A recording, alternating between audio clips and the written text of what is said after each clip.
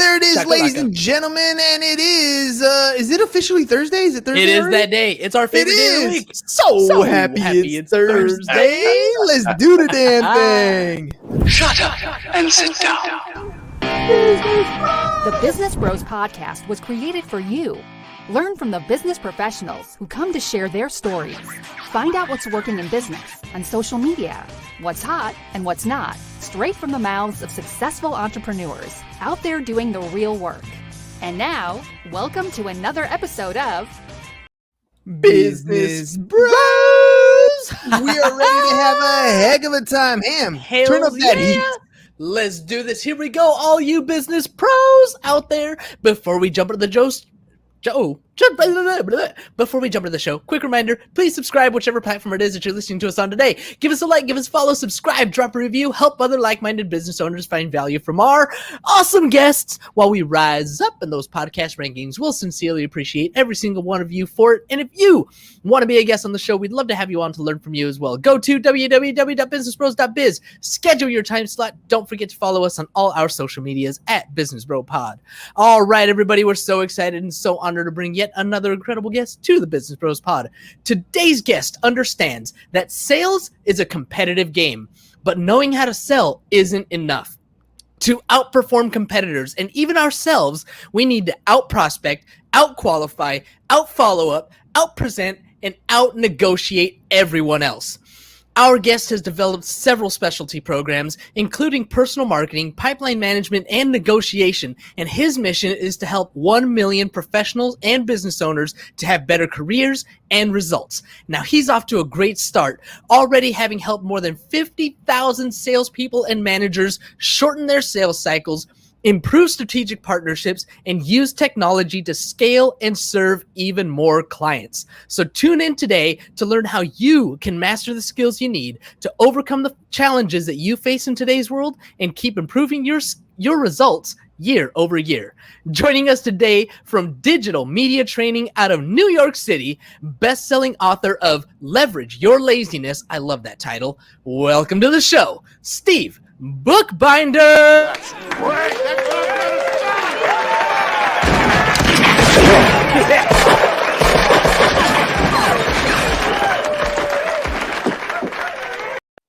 what I'm gonna say. That is a great welcome. That's terrific. Thank you so much. We're happy to have you. Well, good to be here. And it is our favorite day of the week, SHIT, coming all the way from New York City. So I want to say thank you, first of all, for coming on the show. It's 7 o'clock your time. New York City. But we are here. All right, Steve. Sales, man, it is not the easiest game. People, I was listening to a Billie Jean podcast today, and he was talking about how entrepreneurs risk it all. We go into this game usually not knowing where our next paycheck's going to come from. We go in with that mentality of we're about to grind, and we could lose at any time simply by doing nothing. How did you get into the sales space? Well, I actually got in by mistake. And just as an aside, after I became a sales trainer, in the course of talking to 50,000 salespeople live and in person all over the world, I started every class by telling them I got into sales by mistake. Is anybody else in the room also go into sales by mistake? Just a show of hands. So far from my informal polling, 95% of the people I've met have gotten into sales by mistake. Like me, they were going to be an architect, sales. They were going to be, doing whatever, doctor, lawyer. I've seen people get out of being a lawyer because they didn't really they thought it was going to be like courtroom drama. It wasn't. It was being in a library all day. Actually, what they wanted was the presenting. Actually, sales was actually a better job for them. So once you're in it, it's the greatest job in the world, and all other jobs look boring. But when I originally was in it, I got to tell you the story. I was actually trying to avoid sales. I was a stand-up comic at night. And a great night job, but I needed a day job. So during the day, I didn't want sales. I don't even remember why I didn't like sales. But I think it's because when you look at a salesperson depicted in a movie or a TV show, it's always the butt of a joke. It's always like, the stupidest person is the salesperson. So there's no reason to ever want to go into sales. So I went. It's worse. It's so much worse. Exactly. Thank you. Yeah. So and so I go into advertising because it's kind of creative and they don't pay hardly anything, and it was great. And so here I am during the day working in this stupid job in advertising, creative but no money. And at night I'm a stand-up comic. And my wife, who was not in sales, but very persuasive, she has this job in television where she used to have an office that overlooked where the ad salespeople parked their cars. And one day she calls me from the office. She goes, I'm looking out the window and I'm noticing how much nicer the ad salespeople's cars are than our car. I know what I'm thinking. You might want to be thinking about sales. And with that, sales, all of a sudden, I surrender to your will. So yes, I go into it. I don't know what I'm doing. And what's funny is I don't know anything about sales. However, as a trained actor and a stand-up, and I had done improv, I was just good at imitating other people. So what I literally did, I took it like it was like a part in a play. I would like walk like what I thought a salesperson. I knew a really good salesperson that when they got a very tough to answer question, before they'd come up with a great answer, before they'd roll out their answer, they'd stroke their chin. So I used to imitate this. I would stroke my chin. If I got, if the customer gave me a big complaint, here's why I can't afford it. I'd be hoping that maybe somehow that would generate the friction and cause, I don't know, a great idea to happen in my head. And that didn't happen at all. But I'll tell you what happened little by little by little. So I got a chance really to learn how selling works, not from a book and not really even from listening to people's advice, because people tell you all kinds of things that they think are right, sound right, they're just wrong. I'll give you the number one. First of all, the job of sales is different than any other job. No job has what sales has. Here's what sales has that no other job has. Every year the goals go up. Every year you have to do a new personal best year you ever had, again, for the 27th year in a row. No other job. They don't go to the security guard and go, listen, last year you kept us secure, very nice. Could you be like 8% more secure? Or they don't go to the accounting department. Last year, all the numbers were nicely in a row. Could 8% better, could you be 16% friendlier if you're the receptionist? But in sales, every year the goals go up. So presumably, every year you're working as hard as you can, the goals go up, right? So I go around the world and I ask people, so that's what the goal is. So how are you going to make more sales this year than last year? And everybody, I'm telling you, everybody from all over the world gives me the same answers. They spit them out so fast in the same order that I tell them what they're going to tell me before they tell me. I tell them, what is it? Here's what you're going to tell me. Work harder, work smarter, be more productive. Now, that sounds like that's an answer that's beaten into your head, because when you analyze it, it doesn't even make any sense. Work harder. Okay. That, unless you spend 3 hours a day in a chaise lounge with the goal of next year I'll only spend 2.5 hours a day in a chaise lounge. And then the next year, there is a point where you're working as hard as you can. Yeah. You can't work any harder. So if the only way that you're going to make more money is somehow run an even faster mile or a faster marathon, and that's the only way, eventually you're not going to get there. Nor should that be the goal, because here's the irony of it. You've got two kinds of sales. You got the hard to get sale. Everybody talks about the hard to get. Oh, I once had this sale. Oh, they didn't want to buy. So I did this. I helicoptered, I parachuted, I tunneled up, I swam through, I defeated the obstacles, I overcame the objections, I negotiated the thing, and 10 years later I got the sale. Incredible. The problem is you can't make a living on the hard to get sale. In fact, as a business, it's not particularly scalable. All right, can you get 3 more like that next month? No. You know what you can get more of? Easy sales. Nobody talks about the easy sale. Nobody says, listen, let me tell you what happened to me today. Got a call from a customer who wanted to buy. So I said, how much? And he told me. And so I closed the deal. Like, that's not even a story. But that is what has to happen in sales. You got to have some easy sales. So work harder, work harder. So you're not going to work any harder. Work smarter. I tell people, this is my favorite one. Work smart. How would that work? How would that work?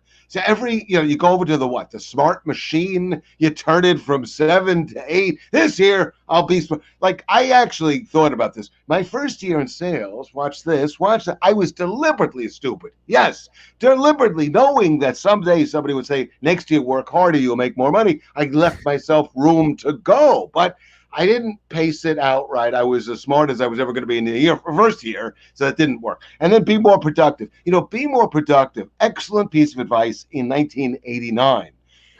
But after that, we are in 2021 up to our eyeballs in productivity tools. There is no absence, no lack, no shortage of the latest, every tool, every piece of technology. And so that won't work. I'll tell you what will work. Every year the goals go up. You can't actually expect to work harder, smarter, or be more productive. But here are the 3 things you can do, and this is what I teach. You could change first of all, your word choice. Word choice. Literally, not what you almost said, not the concept you were trying to communicate, but literally the challenge of just talking to somebody in the same room. It's hard enough. People barely communicate. But when they're over video, or it's over the phone, or it's by email, or it's, it's an in-mail exchange. Somehow you've got to come up with the right word choice, and optimizing your word choice is a way that you can start to improve your performance. The second one is pipeline management, and it's really about what you track, but it's pipeline management. It's about how you manage your time, but it's pipeline management, because pipeline management says this: sales, before their sales, come from your pipeline. So you got to do whatever you got to do to make a pipeline, because your sale is not going to come from any old place. It's going to come from your pipeline. And so what you need to do is change your time management, your territory management, the priorities, how you prospect, how you word choice, who you're going after, everything you do in order to make the pipeline you need, given your ratios, for you to be successful. So you could change your pipeline, you could change your word choice. And the third one is what you track. And salespeople, it's funny, we're terrible at tracking. That's the irony is we're always asked to track stuff. We're the worst at track. You know who's good at tracking? Accountants. But they're not asked to track. We have to, and we're not only terrible at tracking, but it's very difficult to track. Because you find things like, I'm tracking how many people I contacted. Wait a minute, does that include when I contacted them through an automated email program? Well, how do I count that? So, so a lot of things you can't track. But here's the bigger question: why do you track? Why do you track anything? I ask salespeople, why do you track? And the answer they always give me is, well, some boss or somebody else needs to see some number for whatever reason. I guess they don't think I'm working hard. But the reality is there's 2 reasons that you're tracking, if you're doing it right. And this is what I teach. You're tracking because you need to be your own coach, and you need to be your own cheerleader. You need to be your own cheerleader because things are depressing. We don't have sales batting averages like, 9 out of 10. We've got sales batting averages like 1 out of 1,000 kind of thing. So, so inherently it's just very disappointing. It's worse than baseball where the 300 hitter misses 7 out of 10 times. We are just like, we hardly, if blowing it away is, you get you get 2 out of 100 instead of 1 out of 100. And so you have to do what I call track benchmarks. Benchmarks, like how many days in a row can I continue to call one new person I've never spoken to? That would be an example of a benchmark. Keeping that kind of a streak alive gets you psyched up. You get in the morning and you go, 57 days in a row I've done. I can't give up now. I've got this great streak. So then you've got the be your own coach, which is the conversion metrics. I got to look at things, and I'll tell you one of the things I started to look at. In order to get a sale, I got to get somebody who I meet once. No matter what else I do, I have to get them to meet me one more time, at least one more time. Mm-hmm. And the irony is now I look at this as so important. But I argue the point with salespeople. I said, did you have a meeting? Yeah, had the meeting. Oh, it was a great meeting. Tell me about the meeting.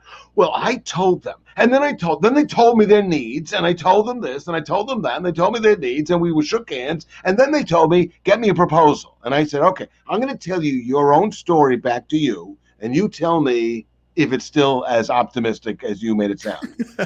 First, you had an appointment to see them. And I don't know about you, but, my parents used to say to know me is to love me. I bet your parents said to know you is to love you. Before they met you, they didn't even know you. But then they had a chance to meet you. You had your meeting. During that course, they got to know you, presumably fall in love with you. And so now that you've had this meeting, now what do you have? Well, let's just look at our scorecard. You don't have a meeting any longer because you used that one up, but you do have a homework assignment. They haven't agreed to anything, including even looking at the proposal, but you've given yourself a 2-hour homework assignment of writing a proposal. And they don't even want to meet you again. You don't even have an appointment to see you again. To talk about the opposite of to know you is to love you. I'm not feeling the love.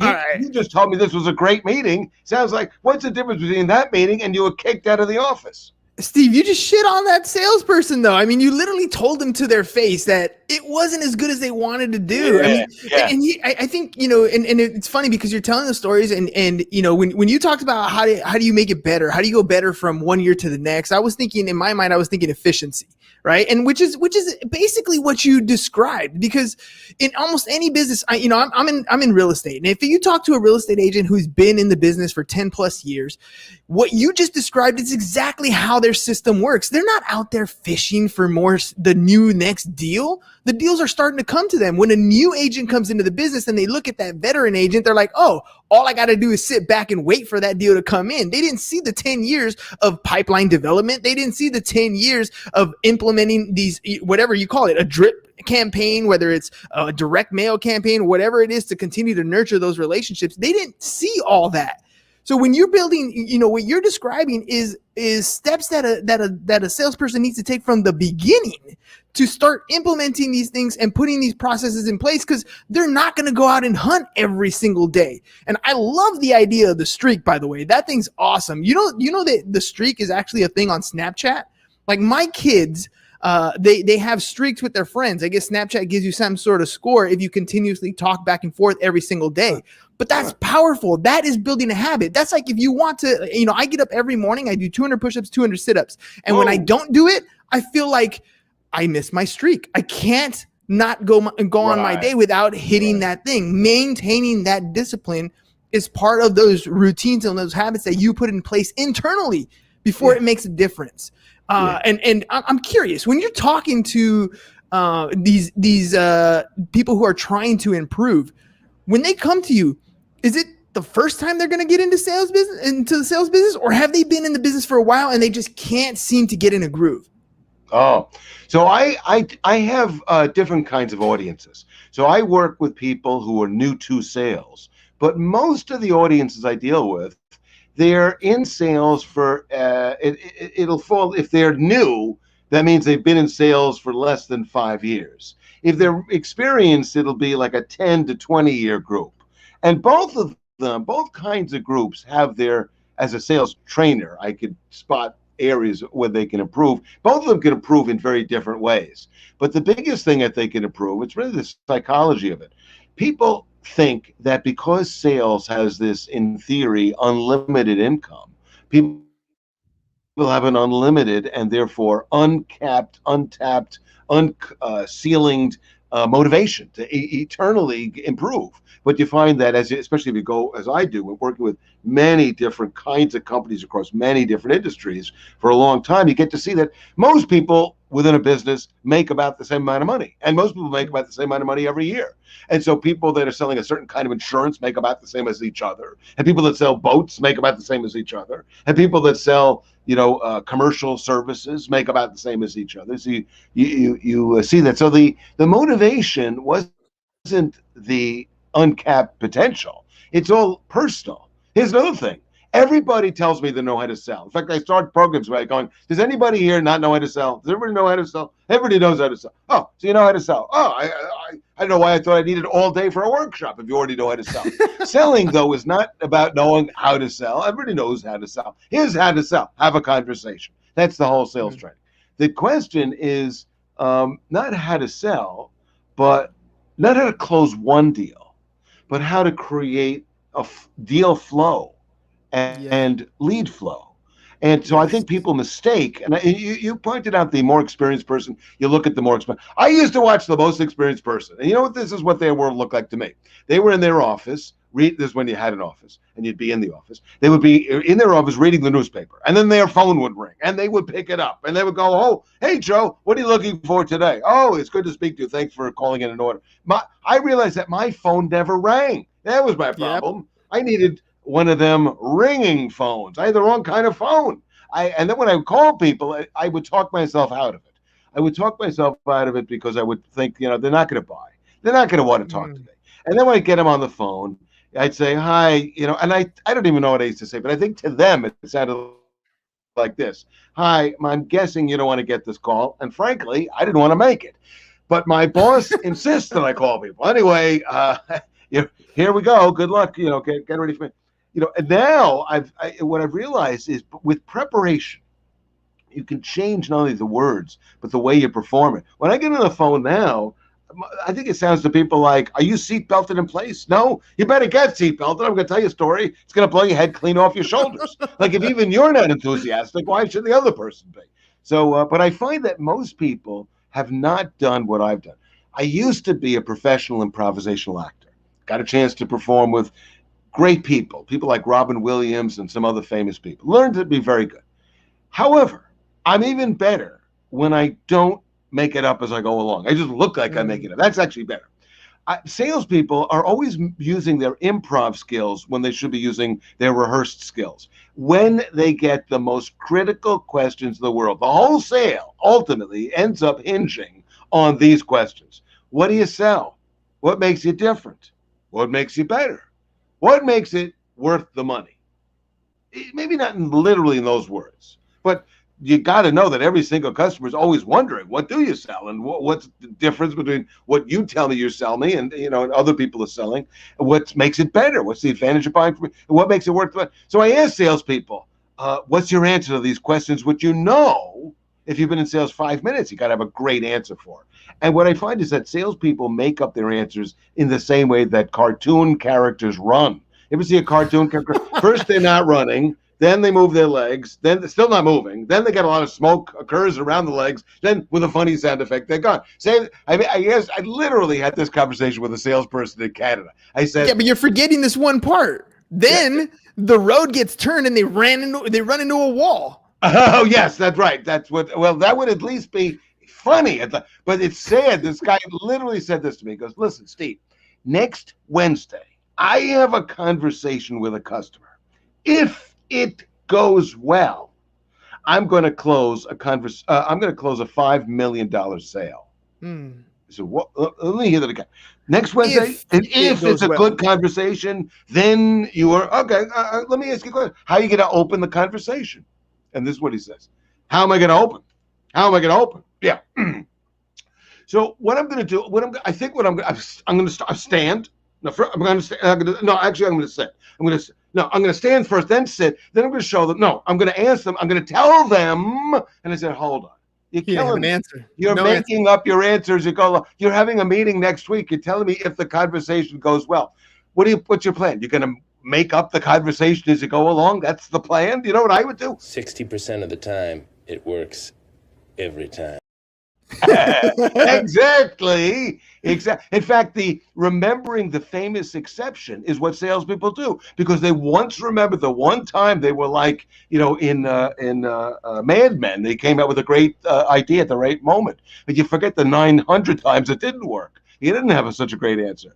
And so, what I teach now is preparation. You could prepare for the conversation. And as a result, you could think it out differently. You could slow it down in your head. You could ask different questions. You need to have different conversations. I also think that salespeople need to have different conversations because the buyer is completely different.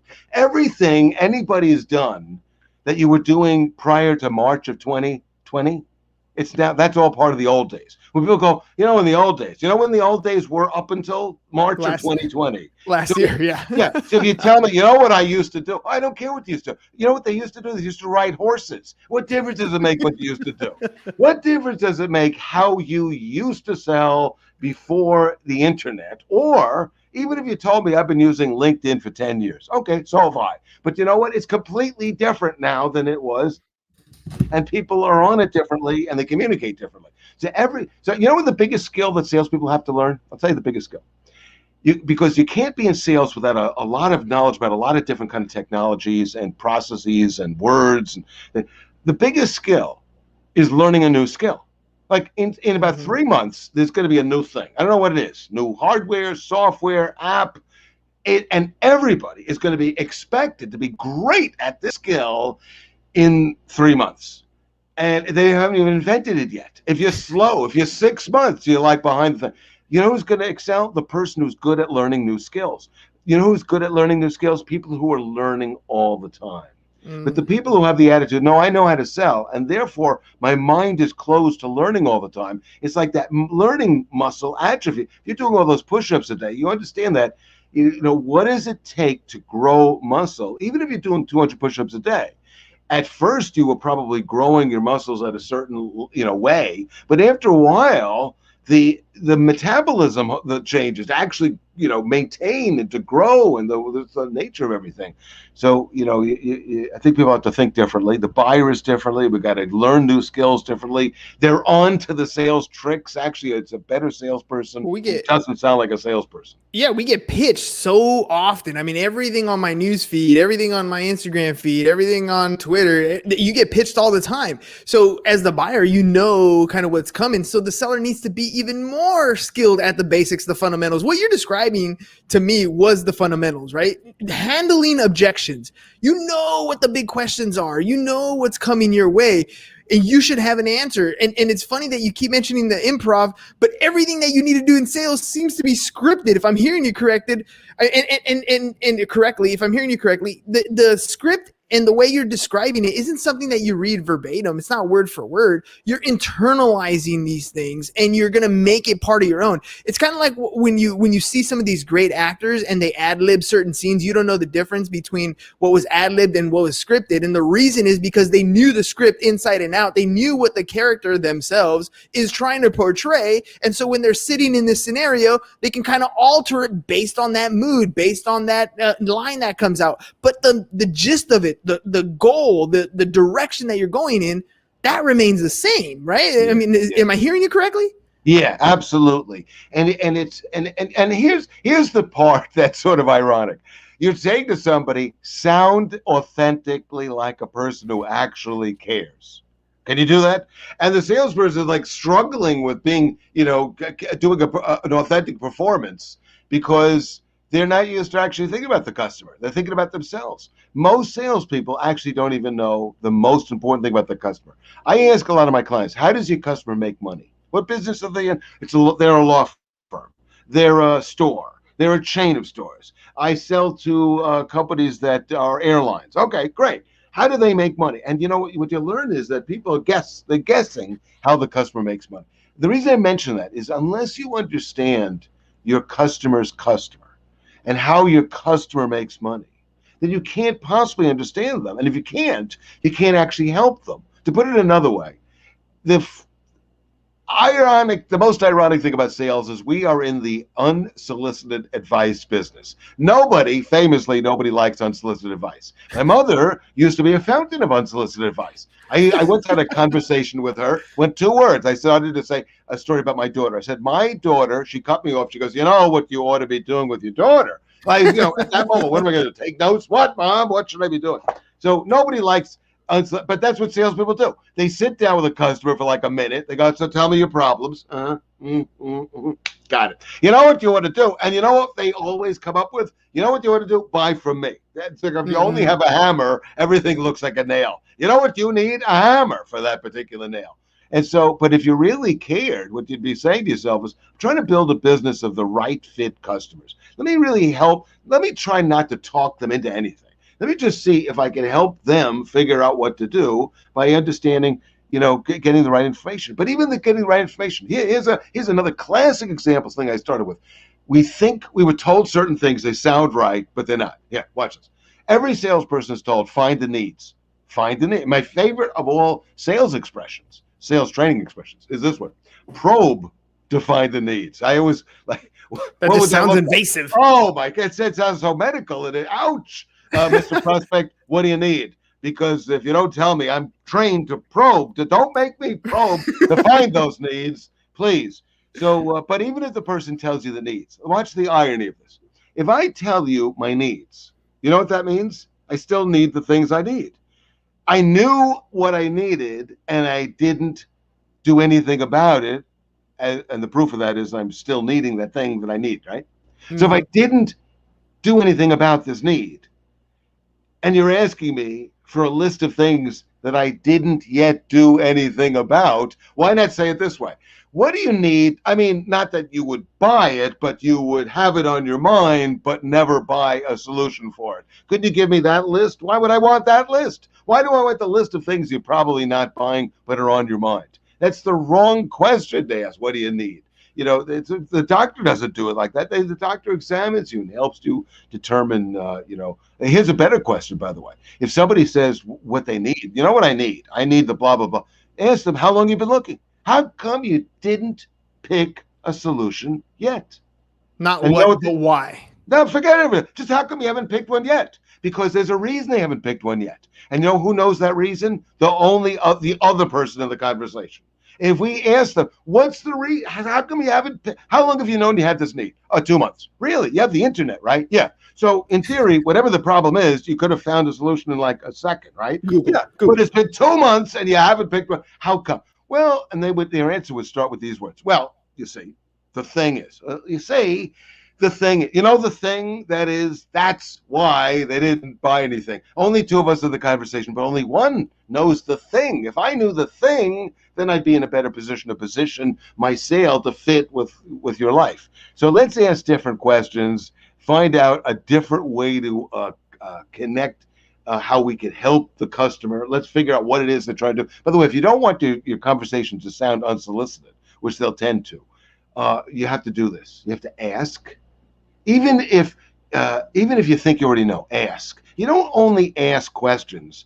I ask a salesman, why do you ask questions? I go, to learn something you don't know. I go, you know what? That's only one of 3 reasons you ask questions. You ask questions to find things you don't know, like 1 out of 10 times, but to change the subject, to get a reaction. You ask, listen, learn, then help. But if you don't ask and you don't listen and you don't learn, you just try to help. Same help isn't appreciated, doesn't sound helpful. So we got to do those kind of things. We got to change the style, but more important, we got to change the way we think about sales from how do I close somebody to how do I create a pipeline of people who want to do business with me.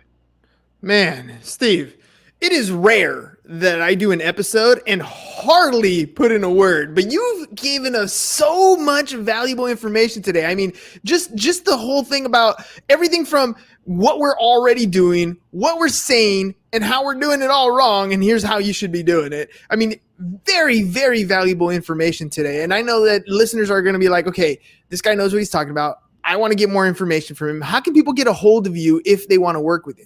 Well, one way you could do it, there's this thing, email. I love it. I check it all the time. I want you to go to LinkedIn, find me on LinkedIn. I'm Steve Bookbinder. I'm the CEO, author, speaker for digital media training, DM training. But you can email me at steve@dmtraining.net. And you see my Twitter handle below. And if you go to our website, you'll see we have free podcasts. They're free. They're on every platform. So there's that. And Food for Thought is the name of that. I also do podcasts for some of my clients. So we got articles out there, all kinds of stuff.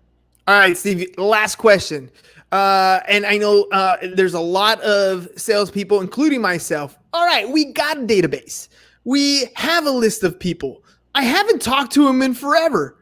I'm scared to pick up the phone and call them because I don't know what to say. You've given us so much information. This is the last question I'm going to drop on you. Somebody you haven't talked to in a while. What do I say to them? Okay.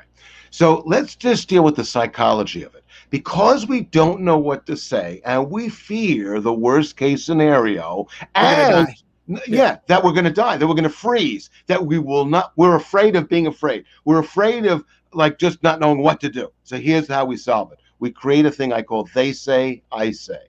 They say, I say. Let's imagine the worst case scenario.